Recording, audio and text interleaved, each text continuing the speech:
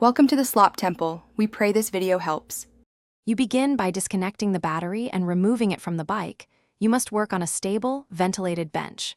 Once done, mask terminals and any labels to prevent contamination and shorting. This protects electronics.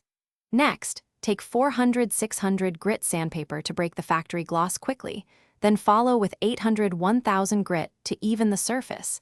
This creates a keyed profile so matte finishes adhere. Make sure to sand with light, even pressure to avoid gouges. Once the surface is uniformly scuffed, clean it thoroughly with 90% isopropyl alcohol. This eliminates oils and microscopic dust that cause peeling.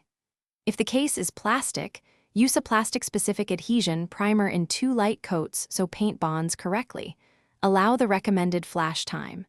Then apply a matte clear or matte color coat in steady, overlapping passes from 20-25 centimeters away. Thin layers prevent runs and produce a consistent, non-reflective finish. You finish by letting the matte finish cure undisturbed for 24-48 hours at about 20-25 degrees C. Curing ensures hardness and chemical resistance. If the surface shows orange peel or uneven texture, wet sand carefully with 1500-2000 grit, and then apply one thin, even touch-up coat. This smooths and regains uniform matte.